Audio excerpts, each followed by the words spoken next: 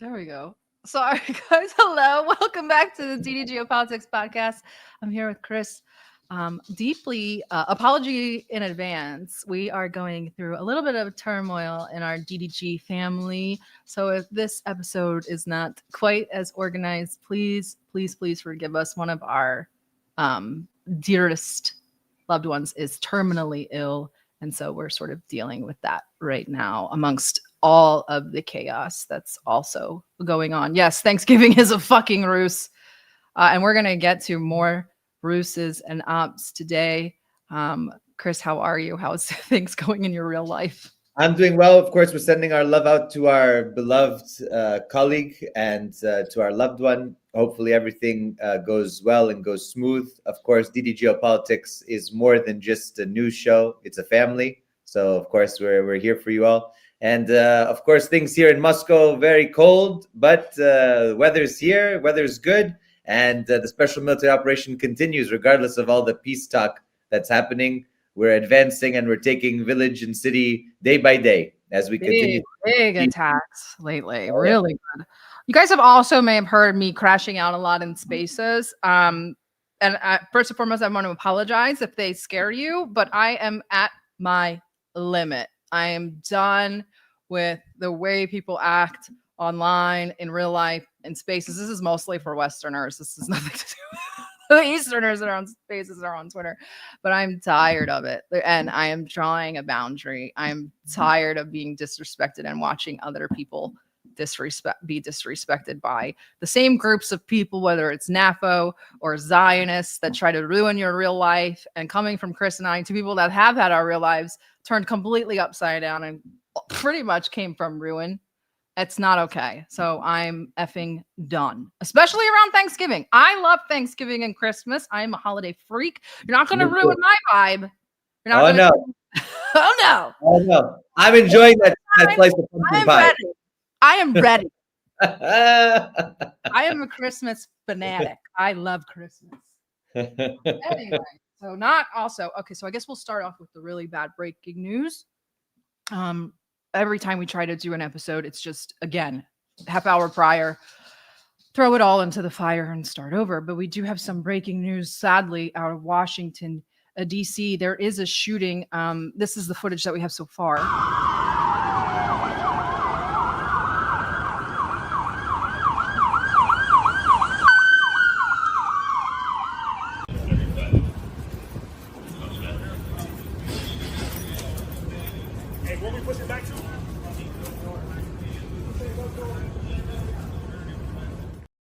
So the word that we're getting is 2 National Guardsmen have been shot. Looks like we got a visual on one of them. Appears to be shot in the head. There was a male and female, both airlifted to a hospital nearby. They have since been pronounced dead. One suspect was arrested. Here he is. Apologies for you have to see me and Chris at the same time, but here he is. No idea. Don't know ethnicity, don't know anything like that. Of course, people are assuming he's Muslim because that's the default right now, which is scary. You know, I mean, we'd obviously, and I want your opinion. Maybe it's already tinfoil hat hour on or minute on DD Geopolitics, but we have Trump not in town. He's out in Mar-a-Lago. He puts the National Guardsmen in DC, no guns, no handcuffs, no nothing, no nada. They get like rakes and like shovels, and they're basically sitting ducks. And so these 2 National Guardsmen, they're calling it an ambush, saying they may have been sniped. This seems too professional to be done in Washington, D.C. I agree. I mean, once again, we're going to go back to our old slogan, basically. This is strategy of tension. Once again, this is whatever forces are at play, whatever forces are at work. I mean, we're in the midst of an enormous amount of pressure for Ukraine, what's going on in the Middle East, Venezuela on the brink. And all of a sudden, we just have 2 National Guardsmen gunned down in broad daylight in Washington, D.C., in the nation's capital, so-called capital that's now the safest city in America. We've cleaned up all the crime. So I don't know. It just smells fishy to me. I'm not saying it's one way or the other. It could have been some rogue elements. Could have been just some random, kids that went out there with rifles or pistols and went out there on a shooting spree. But once again, there's just too much here, and I don't know. I'm putting on the tinfoil hat on this. It feels yucky. It feels yucky on Thanksgiving. So then they have to ground the flights. At first, I thought they were doing dramatics, but they grounded the flights at the local airport to our Washington, D.C. International Airport to make sure the helicopters could transport the victims quicker. And so now I forget where I was going with that. But yeah, they locked down pretty quickly. It just feels like a false flag. And immediately, if guys go onto Twitter or go onto one of the social media sites, go look at the politicians. One of the first people to post was, shockingly, Kash Patel's girlfriend. Oh. Who says, "Oh, you're ready? Oh, you get in there and you make it about you." She's like, you guys are worried about things, and the left is killing our National Guardsmen in our capital. Here we go. You guys ready? Somebody already said civil war. I mean, go check out the Keith site. Here we go. Yeah, exactly. Jack Posobiec, I'm sure, is going to say something crazy about leftists and trannies and furries, and it's just. Here we go, all over again. Happy Thanksgiving, everyone. And this is where I was going. It's the most traveled day of the year. It is. It really is. I mean, there's people out, people moving. We're talking about millions of people on the go. So that makes you wonder. It's got to make you wonder. That's all I have to say. Exactly. It does. So I suggest what we always do in these situations is obviously sit back and sit tight and wait for things to develop and never react emotionally. It's sad. We're sad, and our hearts go out to the National Guardsmen and their families, but don't react emotionally yet. Chris mentions this every episode, the strategy of tension. Matt just said people are super stressed. That is the strategy of tension. Up the stress level, get people freak the hell out. Right in time for the holidays, we have money issues, economy issues. Now we have violence, mass violence in the streets. We have half of our administration is living behind the walls of military bases. They just came out and said, we're upping the security budget for the members of the government so they can have larger security details because of the threat. And you have to wonder, are they manufacturing the threat to make it an us versus them? Or is there really a legitimate threat? Because we talked about this in depth on one of our episodes when they were moving onto the bases.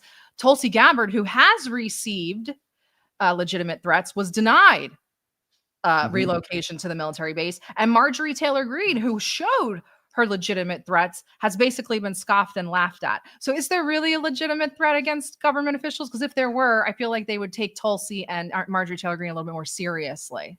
Maybe against some government officials, not all government officials. It makes you wonder who's making the threat. Yep. Maybe the ones they want to feel threatened are the ones that are getting locked and stuff that are not allowed to move. Because Tulsi was on the out, and MTG is obviously very far on the outs. And I want to say to this point, don't think that this is going to happen like all of a sudden floodgates. This is the slow boil frog in the water. We don't know we're cooking until it's already too late. So don't think people are oftentimes like, oh, this is a false flag and then nothing happened after. No, it's a slow build. When they killed Kennedy, then they killed RFK Jr., Malcolm X, Martin Luther King, Huey P. Newton. I mean, this was in a span of years. And that ended in what? Those moments erupted in violence, brought down, again, another episode, eruption of violence, brought down. So just think about this in the long durée. Don't think about it immediately like this is going to bring on some, storming of the Winter Palace. It doesn't work that way in history normally. So those are anomalies. And oftentimes out of control. But these controlled moments continue to feed into everybody's anxiety, as already people are saying in the chat. People are anxious, people are nervous, people are on edge, people are already living paycheck to paycheck. There's a lot of concerns about what's going on around the world and domestically. This just adds fuel to the fire. Hi, Uncle Haas. Thank you for coming. Always say hi to Uncle Haas. Amujan. Exactly. It's a strategy of tension. It's a slow burn. I am trying to get in touch with MTG. Yes, she does watch the show and she does read our material, but we're going to talk about her today. She is not in a very good place right now. I'm not really sure what's going on with MTG. We'll talk about it with you guys. This episode was planned to be a very funny episode in time for Thanksgiving. Again, I love Thanksgiving. We were going to do a funny women in politics episode. So we'll start off with the bad news and we'll keep you guys updated as the episode goes on, but let's try to move on to some levity for the holiday. So, that there's a wonderful trope going around that women shouldn't be in politics. I think I'm going to make the case for that with this episode. Because this weekend, the girls were who run the world. So they were going crazy. They were seriously. Let's start out with Maria Elvira Salazar. Maria is a daughter of Cuban exiles, another Gusana. Grew up mostly in Puerto Rico, and then obviously grew up the rest of her life in a little Havana, graduate of Harvard, business administration, something like that, et cetera, et cetera. Started off on Telemundo and then went to CNN Espanol. Interviewed Pinochet. That's her claim to fame. So if it gives you an idea. Whoa. And so this is her on Venezuela. Because Maduro is the head of a transnational criminal organization. Yeah. Maduro is not the legitimate president of the country. So we're not invading a sovereign country that has a free and fair elected democratic president. No, this guy is a thug. Yeah. And he's good friends with Hezbollah. They are giving uranium to Hamas and to Iran and to North Korea and to Cuba and to Nicaragua. Come on, it's time for the United States to do what we need to do. And thank God that Trump is doing it. And I'm telling you that these people, the Venezuelans, have the largest reserves of oil in the world, more than Saudi Arabia. We're talking about this is going to be a windfall for us when it comes to fossil fuels. Well, and again, it's the actual transition that a lot of Americans are a little wary about because of the fact that regime change always has unintended consequences. Quiet part out loud. Quiet part out loud. Unintended consequences. Forget about the unintended consequences. I meant to make a meme where, like, with Maduro looking like Oprah, going, "You get uranium, and you get uranium, and you get uranium, and everybody gets uranium. Uranium for Hamas, uranium for Hezbollah, uranium for Iran." I'm down. Nicaragua has uranium now from Maduro. Listen, I've been a couple times this year. I haven't gotten my uranium quota. I'm going to get my uranium quota. Fuck that. Yeah, absolutely. Where's my uranium? To Venezuela soon. Maybe I'll bring you guys back some uranium. We'll bring you back some good stuff. Yellow cake. You remember yellow cake?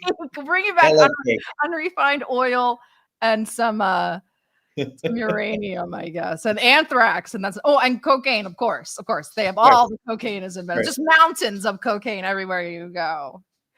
Anyway. Forget about your grandma's cake on Thanksgiving. We're bringing the yellow cake. No fruit cake. We're bringing yellow cake. Female crash out number 2. Marjorie Taylor Greene. This starts last night. Okay. So Marjorie Taylor Greene. Okay. She posts about, here we go. Last night she says, campaign season is starting. Any exodus from the White House is going to be purely campaign proposals or purposes that reel in huge profits. Interesting. You just resigned, but okay, we'll move on. Still love MTG. We'll move on. Then she also posts yesterday, only 20% of Americans are on X. And this is where the political industrial complex controls a hive mind with hyper-partisan politics. It's toxic, hateful, and divisive. Many accounts are paid and many are foreign, and they post and comment all day with targeted talking points in order to sway your opinion. However, it's not real life. Real life exists without a phone, tablet, or computer. Real life is tangible, involves relationships with people, productive work, and all the fun, amazing adventures the beautiful world has to offer. Real life among common Americans is what holds this country up and where the solutions for our future reside. Most of all, it's where happiness is. And Mike Cernovich writes, you need to serve out your full term. Context on Mike Cernovich. Please go read Mike Cernovich's blog about his experience in Thailand with a surprise lady boy. Mike Cernovich has no business commenting on anyone or what they should do or what they shan't do. Okay? Especially since the guy has made a living off of being anti-communist and he doesn't even know what communism is. So we're really not playing with the full deck. Mike Cernovich, you're a piece of shit and you gave oral sex to a lady boy and then described it in detail in a blog because you are a freak and you want everybody else to be involved in your disgusting fetish. I'm sick of these fucking influencers getting us involved in their bullshit. We don't want to be involved in your sick fetish. And now you're going after Marjorie Taylor Greene. That's a whole nother can of worms. Anyway, so moving on to Today, she quotes where she puts up a screenshot of psychotic Mark Levin. And she says this and not delivering America First results will be the end of the Republican Party. He is censoring Tucker Carlson. If you're friends with Tucker Carlson, I can't be friends with you. I can't be friends with you. Taking my toys and I'm going home. It's like elementary school. It's ridiculous. God almighty. So MTG today retweets Mike Cernovich and says, "Oh, I haven't suffered enough for you while you post all day behind a screen. Do I have to stay until I'm assassinated like our friend Charlie Kirk? Will that be good for you then? Shit posting on the internet all day isn't fighting. Get off your ass and run for Congress. I fought harder than anyone in the real arena, not social media. Put down your little pebbles and put your money where your mouth is." She is sick of these influencers. She's going out. She's going out with a bang. We can relate. I can relate. I am sick of these influencers. Why am I involved in your family's life? You having Christmas in Trump Tower in November. Why am I involved in that? Yeah. Why am I involved? Like we care. Shut up. Nobody fucking cares about your kids, your fucking family. And MTG is, I'm sorry, but she's spot on. She might be crashing out. She might be acting a little hysterical, but she is fed up. Yeah. Fed up. These and are it's being weaponized. It's being weaponized. A lot of this, think about it this way, people bring you in to their life, they kind of like they're posting the personal stuff and this and that, and then they get you. That's when they hook you. Mm-hmm. They hook you. They bring you right in. Don't take the bait. Yeah. I'm not into seeing who can hold the biggest pity party. Supporting my country in 2015 and backing Trump completely upended my world. No, it was literally sucking someone's penis. That's what upended your world, you absolute freak. Many saw this in real time. I always supported you and defended you against lies. You ran for re-election and owe your voters a full term. You should just mind your business, Cernovich, because you were at the fucking Binder Gate, which started this whole fucking charade. Okay? Anybody that was at Binder Gate, anybody that takes money from these sick advertisers, this is your fault. You have no place to tell MTG where she should go or what she should serve or how long she should sit in office. And not only that, but then field threats from you and your ilk while the fucking president, that she laid her life down on the line for, laughs at her. She doesn't owe us that. Nobody owes us that. Yep, you're right. Get fucked. Then she goes crazy. She goes, oh, sorry, though, she has another reply. So your support is telling me to stay in there until I'm murdered and keep fighting the broken system that can't be fixed. That's not support. That's cruel. Instead of listening to me tell all of you that it's broken far beyond repair, more than you know, you throw rocks. Again, run for Congress. Stop keyboarding. I agree. We've talked about we've been saying this for 10 years. We're not going to be able to vote our way out of this. But then that was all on her personal account. She makes it official and goes to her government account. Uh-oh. Typical of Republican. She fucked up. Sorry, MTG. I love you. You had me in the first half. Not going to lie. But this is where you fucked up. And as a fellow woman, I'm a little bit irritated that you made about this. Typical of Republican men telling a woman to shut up and get back in the kitchen and fix me something to eat. Fuck you. The sweetest and most southern drawl I can enunciate. I have been trying to tell you men that our kitchen pantry is empty with spider webs. Our house has been ransacked. The windows and doors are broken and busted, and the greedy rich bastards have twisted your minds into a sick state that you all continue in the two-party toxic political system that acts like college football playoffs, yet is burying you and your children and their children and their children in a pine box in a shallow grave. Get off your ass and fix your own damn food and clean up the kitchen when you're done. Okay, the message is great, but you bookended it with two feminist retarded sentences that all men are now going to latch on and just say, you look like a feminist nutcase. So that's the end. You fucked up. It's over. It just sucks. It's tragic. It's tragic to see.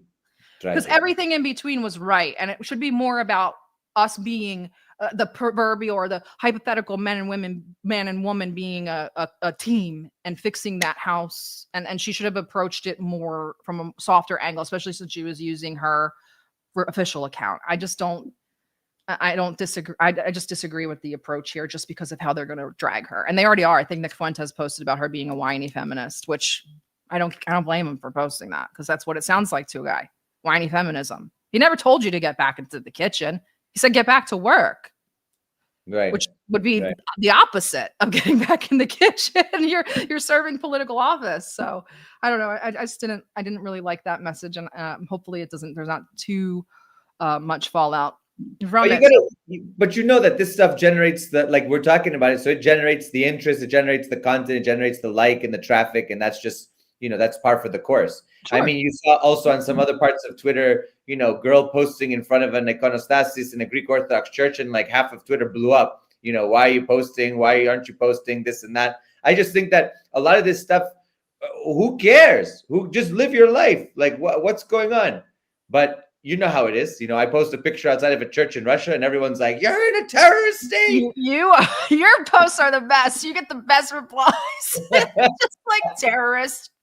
Yeah. Or people are like, he's Indian. I'm like, I'm Indian. I'm Indian. Hello, sir. Hello. Wait. There we go. My friend. my friend. Yeah.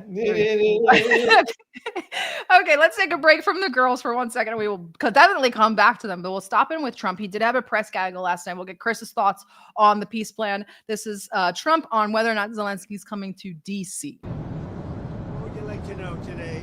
Could you start off by telling us the latest one with Russia and Ukraine? Are you expecting Zelensky to come visit you? We're having good, I don't know, he would like to come, but I think we should get a deal done first. We're having good talks.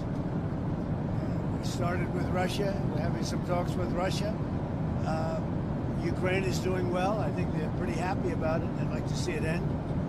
And we won't know for a little while, but we're making progress. What are the big We stickers? settled 8 wars, and I thought this would be one of the easier ones because of my relationship with President Putin. But this is probably one of the more difficult ones. There's a lot of hatred. You said there were a few points of disagreement that were still left to be. Can you tell us what those are? What the points of disagreement? Standard things, but people are starting to realize it's a good deal for both parties, and they got to stop the war. They're losing a lot of people, a lot of soldiers, mostly soldiers. In that 28-point plan that was originally leaked. So he wants the deal before Zelensky even comes to Washington. I don't know really how that works. Zelensky responded by saying, I'll come to Washington, but I want the Europeans to come with me because he needs to have his handlers and his sort of human shields. So the Europeans will go. Are they gonna have that photo? Are they gonna have that photo up again where Trump's behind the desk and all of them are in a semicircle around him and like kind of like at school, We could get a progression pick. I don't know, man. This feels like Gaza, and maybe we'll get a little bit more into it. But the reporter asks about sticking points. In that 28-point plan that was originally leaked, there was portions of that said that Ukraine needed to cut. The original proposal, and then from there we went back and forth. So when it comes to ceding land to Russia, is that still on the table or has that changed? They're talking about going land both ways and trying to clean up a border. You can't go through the middle of a house. You can't go through the middle of a highway. So they're trying to work something. It's a complicated process. Doesn't go that quickly. Do you think The U.S. teams have been. What about security guarantees and Ukraine joining We're working NATO? that out with Europe. Europe will be largely involved in that. We're working that out with Europe. Europe really wants to see it end if possible.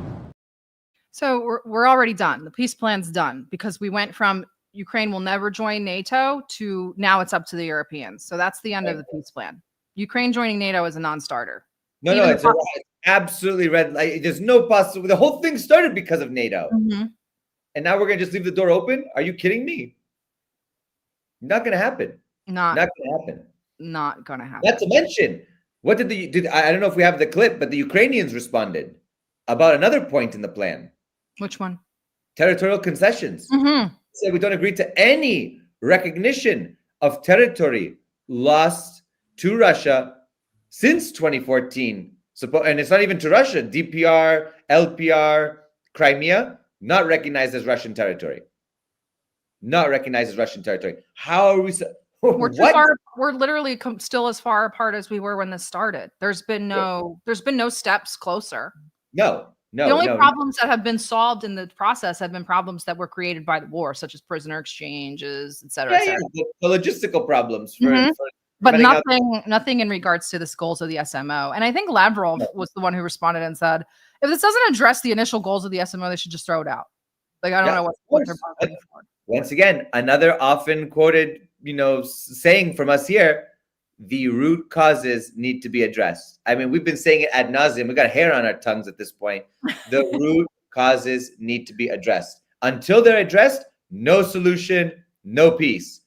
All victory will be achieved on the battlefield. I'm sorry to say, the Ukrainian line is slowly collapsing. Everyone's saying it. In fact, I just heard today from some sources here that they are seeing greater and greater numbers of foreigners killed at the front because all the foreign mercenaries have been mobilized and sent to storm. They've been sent to the trenches, to the front line. That's to show you how bad things are. Yeah, it's pretty bad. And so on the topic of ceding territory, we've already backed off of that too. Let's hear what Trump has to say. There were a lot of Republicans who felt that the first plan, the first 28-point plan, was too favorable to Russia. Have you changed that? That was just a map. All that was is a map. That was not a plan. It was a concept. And from there, they've taken each one of the 28 points, and then you get down to 22 points. A lot of them were solved, and actually very favorably solved. So we'll see what happens. Do you think that Ukraine was being asked to give too much land back to Russia? I know at one point you said they shouldn't have to give any back. It's really up. Look, the way it's going, if you look, it's just moving in one direction. So eventually, that's land that over the next couple of months might be gotten by Russia anyway. So do you want to fight and lose another 50, 60,000 people? Or do you want to do something now? In some cases, the land is going in the other direction. So they're negotiating. They're trying to get it done. You want to have a border? You can't have a border that goes through a highway or border that goes through the middle of a town. So it doesn't work. So it's a long, complicated process. And very, very sad because so many people are being killed. So the map was just a concept. They're actually, both sides are losing land. This is not true. No. What land is Russia losing? Somebody please point to a map and tell me land that Russia's losing. They tried in Kursk. And he even said the plan went from 28 points down to 22 already. So. And it's going to go to zero. It's going to go to zero. I'm sorry. There's just nothing that's going to happen. I get it. People like Witkoff want to do business in Russia. They wanted to open up. Kirill Dmitriev, they probably got some projects, joint ventures, and things like that. The bigger political issues, strategic issues, military issues need to be addressed. We know Witkoff's a businessman. Kirill Dmitriev's a businessman. But the bigger issues and the bigger businessmen and the bigger industries, they're going to have their piece and say first. And they still won war. The Western industry still won war. It's good business. Why stop? Why stop? And this is where it becomes revelation. So there was rumor mills going around. This is so funny to me. Initially saying now that Marco Rubio revealed, or somebody, that the plan was actually a Russian plan written in Russian and then handed over to the Americans. Why the would Russians hand a Russian plan written in Russian to Americans and risk it being misinterpreted or mistranslated? They know how dumb the Americans are. Yeah, no, I don't think so. So that was the first thing. Trump actually dispels that rumor, which once again, we were right. We knew this to be true. We said it sounded exactly like Gaza. Okay, here's Trump. This is a little bit longer. Bear with me. What's the next step? They're going to keep talking. They're talking to Russia now. Steve Witkoff is going over, maybe with Jared. I'm not sure about Jared going, but he's involved in the process. Smart guy, and they're going to be meeting with President Putin, I believe, next week in Moscow. Next week in Moscow? I think so, yes. What kinds of concessions are the Russians going to have to make? Well, they're making concessions. Their big concession is they stop fighting and they don't take any more land. Again, it's a war that would have never happened if I was president. This was not anything that was going to happen. This happened because of stupidity. It's too bad. So if Witkoff is going to Russia next week, does that mean that Thanksgiving deadline doesn't stand anymore for Ukraine to agree to this deal? What happens? They set up a date, and the date is going to be sometime in the very near future. Do you have a new deadline for a deal to be I reached? don't have a deadline. You know what the deadline for me is? When it's over. And I think everybody's tired of fighting at this moment. They're losing too many people. Have you heard this audio that Bloomberg has of Witkoff coaching the Russians on how to appeal to you and get on your good side? No, but it's a standard thing, because he's got to sell this to Ukraine. He's got to sell Ukraine to Russia. That's what a deal maker does. You got to say, look, they want this. You've got to convince them with this. That's a very standard form of negotiation. I haven't heard it, but I heard it was standard negotiation. And I would imagine he's saying the same thing to Ukraine, because each party has to give and take. So you're not worried that he's too pro-Russian? I think, look, this war could go on for years, and Russia's got a lot more people, got a lot more soldiers, So I think if Ukraine can make a deal, it's a good thing. I think it's great for both. Frankly, I think it's great for both. But Ukraine's got it's a much smaller group of people. They've lost a lot of people. Russia's lost a lot of people, but Russia has a much bigger pool of people. Mr. President, Wow, we can math. That's good. That's good. I'm glad we're doing math. A lot to unpack there. That looks to be that the story is true, that we initially reported that the plan was written in a rush by Kushner and Witkoff on the way back from Israel or Cairo or whatever after the Gaza debacle.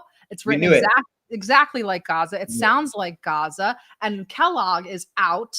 He's done. And why is Jared Kushner meeting with Putin before I am? This is a mess. It's a mess. It's an absolute mess. And let's be honest. This is made almost with that same board commercial corporate mentality. He mentions it in his plan. He wants the Board of Peace to also be involved in Ukraine, Russia. That just puts the United Board of Peace. There's a nuclear power. It's a standing. It's a permanent member of the Security Council. Yeah, they don't need they're handheld. They're going to be holding somebody else's hand. I guarantee it. Or they're going to be no hands if they're done with the special military operation. They're going to chop them all up at this point. Then he says the thing about Witkoff talking to the Russians. I don't believe for a second that the Russians need coaching, or if they care if they're on Trump's good side or not. What the hell do they care? You need to get on the Russians' good side. Trump even admits that. He says they got to sell it to the Ukrainians. They got to sell it to the Russians. Why would the Russians worry about being on Trump's good side? I hate to do this to you guys, but Michael McFaul, of course, had to put his opinion in the mix. When I worked for Obama, I advised him on how to talk to Russian leaders. I never gave the Kremlin advice on how to talk to Obama, and I talked to Ushakov many times. I believe Michael McFaul, but that's because they were an adversary.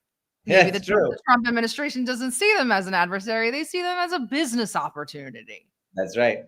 It's a different mentality. Totally different mentality. Totally. And now to segue us back to the girls, here's Trump on his last question was about China and Japan. The governor has totally lost control of the state, and the mayor is grossly incompetent. How was your call with the Japanese prime minister? Can you tell us about it? I had a great talk. I have a very good relationship with her. I also had a very good talk with President Xi of China, and I think that part of the world is doing fine. Can you tell us about the content of your talks? Mostly trade. I spoke to President Xi about a lot of things, but trade and buying our farm products, and he said he agreed with me. I think he's gonna very much surprise you on the upside. I asked him, I'd like you to buy it a little faster. I'd like you to buy more, and he's more or less agreed to do that. I think we will be pleasantly surprised by the actions of President Xi. I have a good relationship, great relationship with him. I like him, he likes me. I'm going to be going there in April. I guess you'll all be going with me, but I'm going to be going to China in April. With Japan, likewise, I just came back from Japan, and we have a great relationship. The new prime minister and myself, she's very smart, she's very strong, and she's going to be a great leader. Thank you very much, everybody. Thank you, sir. I find this woman fascinating. She is batshit crazy. So she's a wild one. But first, the China thing.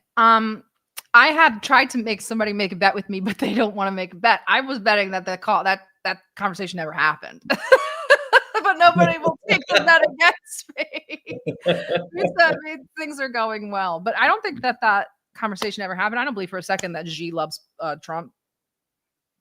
Listen, I think that they might have a good, at least like cordial relationship, but like love him? I don't know. He said some pretty bad things about China. I mean, she loves his country more than Trump, I guarantee it. Right. So Trump and I'm going to butcher her name, but Sanai Takaichi, maybe? I'm right. Well, they are bosom buddies. They are very friendly, but that's because they're both batshit crazy. Here they are last month meeting one another. Never mind. Anyway, they met together, and again, guys, apologize for the technical stuff. Our producer is dealing with the things we talked about earlier. But anyway, so she did meet up with Trump, and she gave him Abe's putter. Yeah, the golf club, right? Yeah, he's dead. Like was just strange. But anyway, so she's interesting. Her early life is very interesting. She was born to a middle-class family, Toyota worker, and I think her mother might have been like a teacher or something along like that. Oh, she was a cop. That's right. She's incredibly intelligent. She qualified for very elite schools and elite universities, but she turned them all down to go to Kobe University and to commute 3 hours each way. I don't know, like, I always tell you guys Japan is the most autistic country in the world. They are a collectively autistic country. Anyway, so post-grad, she goes to the Matsushita Institute for Policy Wonks, and then she grabs her 1987 congressional fellowship. She's also a certified sommelier. She's practices judo, karate, and scuba. She's a Toyota Supra enthusiast. My God. Now her first Toyota is now in a museum. She also rides Kawasaki motorcycles. She's into anime, manga, and she also plays in a heavy metal band. Wow. I'm autistic too, so my autistic radar is really good. So I lived in Japan. So when I say that they're autistic, they're very precise, very specific, very fastidious. It's very, very interesting. They're very, very, very, very interesting people. But she climbed up through the ranks with Abe, who's now obviously passed away. He was killed. She is a huge China hawk. She calls the potential invasion of Taiwan a survival threat to Japan. She wants more United States missiles. So now you know why Trump adores her. She's incredibly conservative, but she's also a feminist. It's very strange. She's opposing. She opposes same-sex marriages, and women are not. She doesn't want women holding on to their maiden names. But she also encourages women to work, which is just capitalism. I mean, that's not really feminism. She wants to crack down on tourism and immigration, land grabs, et cetera, et cetera. She frames World War II as a security war, not a war against aggression. She also... can we hold on? Can we pause there? Yeah, go. I gotta pause there. Okay, listen. Today I had a great interview with a Chinese media outlet, my friend Alex at Reportify, and he asked me the question. He's like, what is going on with China and Japan? And I said, look, once again, we're in the same predicament as with Russia, Ukraine, Israel, Palestine, the rest. If you don't know your history, you are stuck at sea, you are still in the water, it's stillborn. Like there's no way to achieve anything in terms of progress, peace, development, cooperation, unless you recognize that history. And for those out there who don't know, Japan was one of the Axis powers. It had a formal alliance with Nazi Germany and fascist Italy. But before they went on their rampage, Japan already began its rampage. And it was rampaging through Asia, Korea, China, Indochina, the islands of various island nations, including the Philippines, right? And so when you understand that, when you recognize that over 30 million Chinese alone died in this period, that's 3+ million more than the Soviet experience. And you know how powerful the Soviet experience is for the people in Russia and in the CIS countries. Just imagine for China. And we have very prominent cases, right? The rape of Nanjing. We have a whole slew of horrific crimes, because actually the Japanese in many ways were even more sadistic to the Chinese, to the Koreans, to the Vietnamese, and to others, right? So what I want to say is, what's the problem here? The problem is that Japan has never recognized nor accounted for its crimes, minus the, sham war tribunal that they had in Japan, and blah, blah, blah, slap a few heads, and that was it, right? The society has never dealt with that. And successive governments, especially in the past 2 decades, have been even more nationalistic, even more militaristic. And that means that the rearmament of Japan, the remilitarization of Japan, is a major security threat for China, as well as for the DPRK, which remembers its own experience. Remember, Kim Jong-un's grandfather was the leader of the resistance against Japanese imperialism. That's how close we are. Imagine your grandparents. Kim Jong-un's grandfather was literally fighting the Japanese. So we're not too far away. We're not too far removed from this history. The problem is that the Japanese, especially the political class, continue to venerate at the shrines of those who died in the war, and they see them as heroes. They do not acknowledge a lot of the crimes that are recognized as crimes, especially by the Chinese. So I just want to say that when you're looking at all of this in its totality, and when you understand that she's a China hawk, for the Chinese, they don't see it as a China hawk today. They see it as Japanese imperialism once again. And so I just want people to understand that. Just keep that in the back of your mind. Geopolitics requires an understanding of history. And this is the problem, I think, and forgive me, this is where I guess maybe this might be a little bit, I don't know, but we're so centered on the Holocaust aspect of World War II. There were Holocausts everywhere. There was a Serbian Holocaust. There was a Russian Holocaust. There was Holocaust in the Baltics. There were Holocausts in China. So, and like Chris said, it's 3 times more than what Russia lost in the war. This is an existential, terrifying threat. Okay. When they see the rising sun flag of Japan, that's illegal in China. The police will come and take it from you. They thought that a Macedonian flag was the Japanese imperial flag, and they went and ripped it out of the people's hands. This is very serious. This is serious.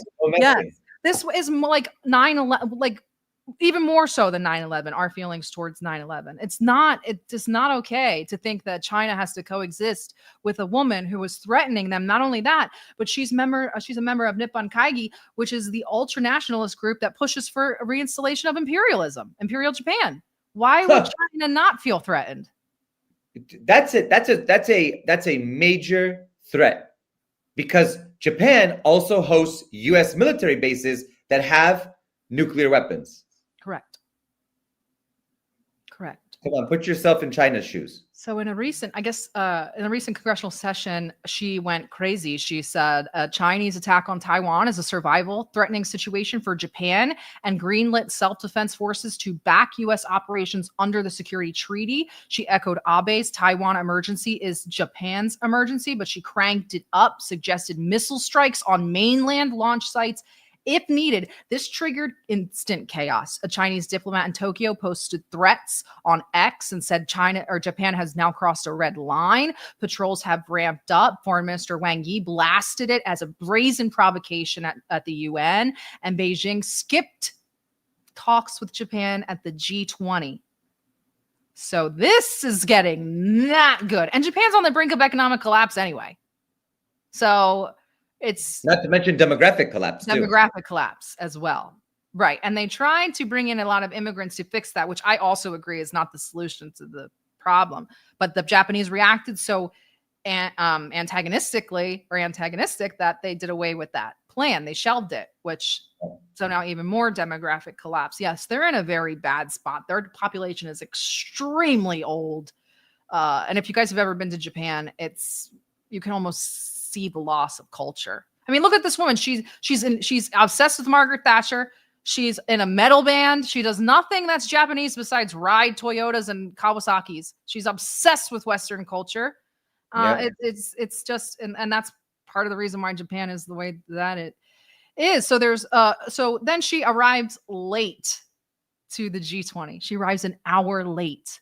a Japanese person, not just a Japanese official, a Japanese person late. And you should see the comments. They're like, oh my God, this is the end of the world. Because Japanese people are not late. No. So she's an hour late. You think it would be technical issues. This is why I made it about women. You guys are going to laugh. So she explains why she was late, because, you know, Japanese people are incredibly embarrassed about this because for obvious reasons. But she says why I was late. She was on her way, and she posts this from her version of Air Force One. Somebody inside of the Tiet, or somebody in the government, said, from now on, Prime Minister Taikachi and all the cabinet members will have to negotiate with leaders from countries around the world. At that time, if possible, I want you to conduct those diplomatic negotiations firmly in clothes made from Japan's finest fabrics, from Japan's finest artisans. If you handle it in cheap clothes, you'll be looked down upon. That's correct. You should, especially if you're a woman. If you notice, when any of the women officials, they wear designers from their country almost all the time.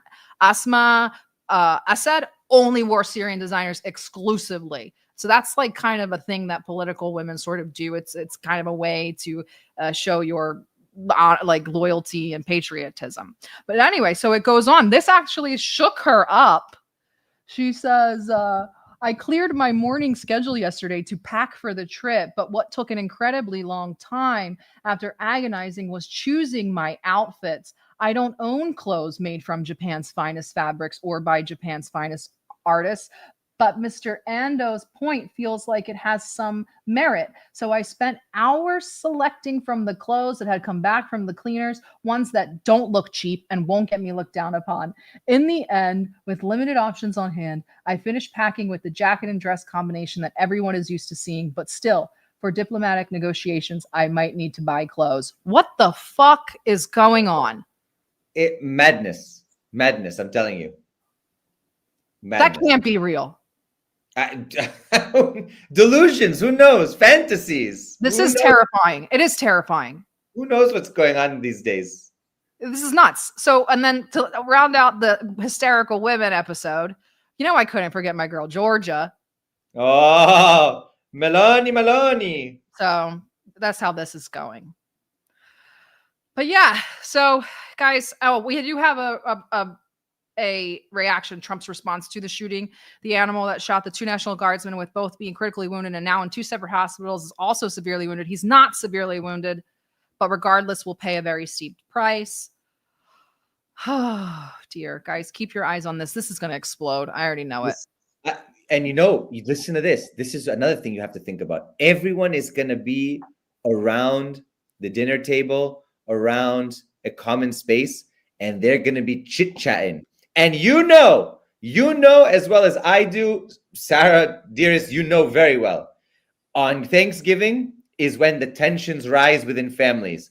Politics, religion, this, that. You know, and we know for the crash outs over the past decade, over, you know, you're a Trump, you're MAGA, you're this, you're that, you're a socialist, you're a communist, whatever it is.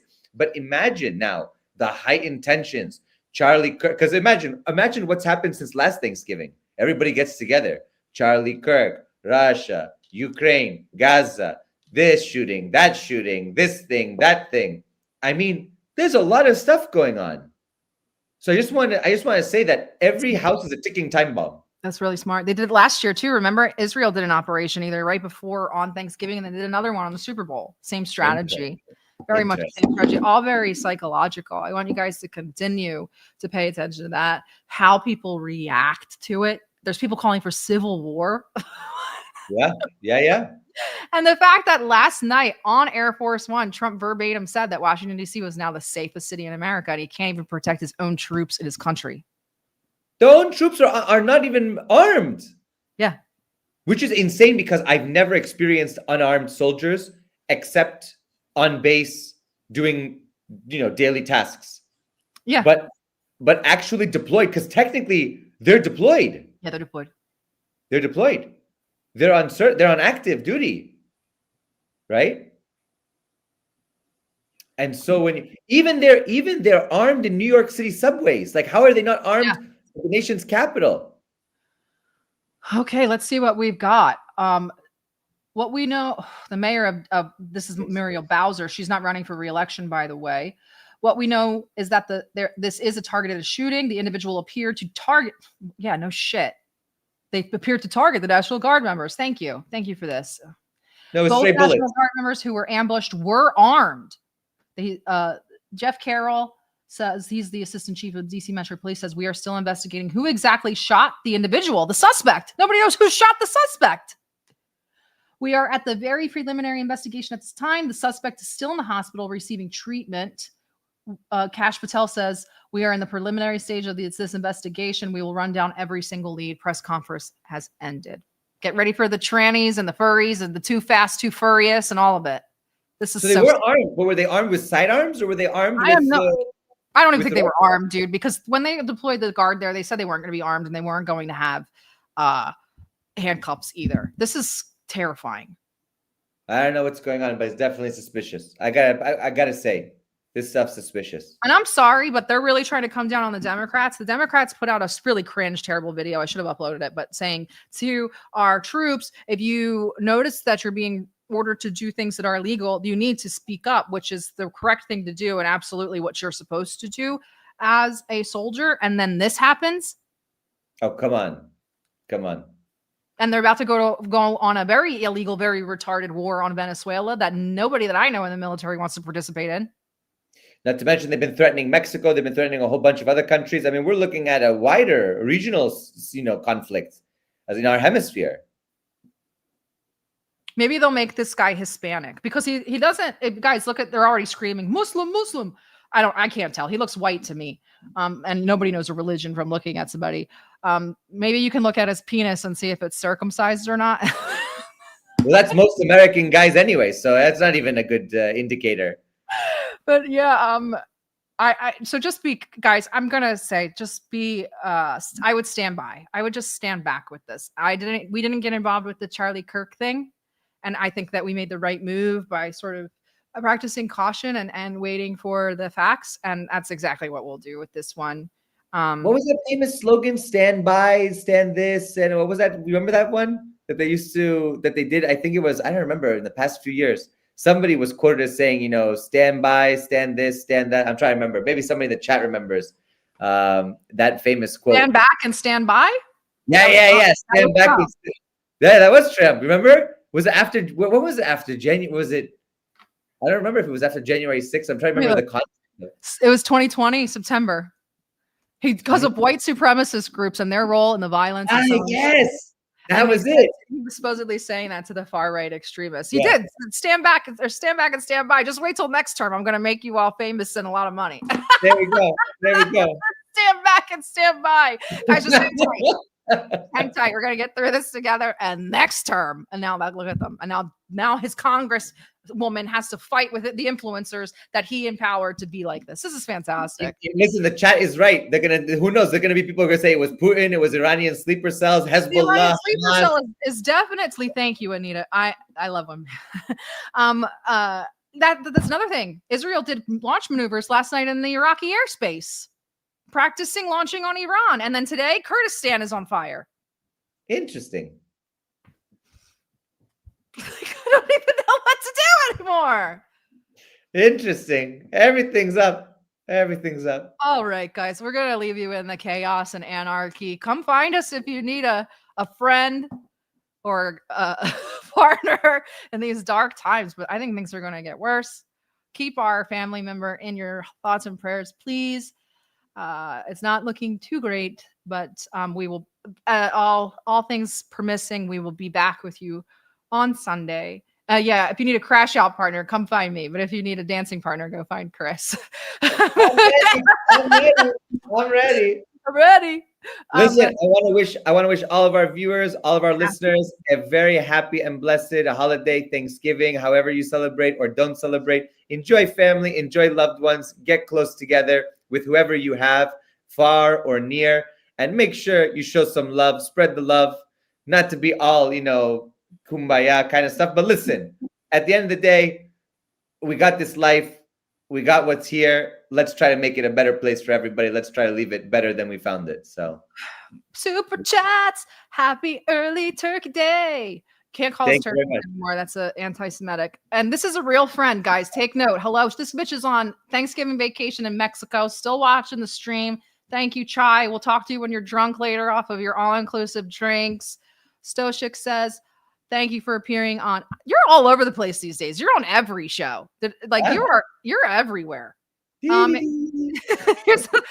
wanted to let you guys know that we are shadow banned on both platforms, YouTube and X. So you guys might notice that you've been unfollowed or that you've been unfollowed us. So just check your stuff and maybe turn on notifications. And then Uncle Haas, thank you so much. And even though you don't celebrate it, you have a happy Thanksgiving, and we really are thankful for all of you guys. Couldn't be thankful enough. The show is going so well. You guys have been so great. The vibe is great, and I couldn't ask for anything better. As we enter into some really, really dark times, I'm glad that I have all of you guys and the DDG family. But on that note, very gay and sappy note, we will see you guys on Sunday and have a happy, wonderful Thanksgiving. And tell your family the same thing. Exercise caution and don't react. Wait for more facts. Remember, critically think, open that mind, use that noggin. We love you guys. Take care. Talk soon.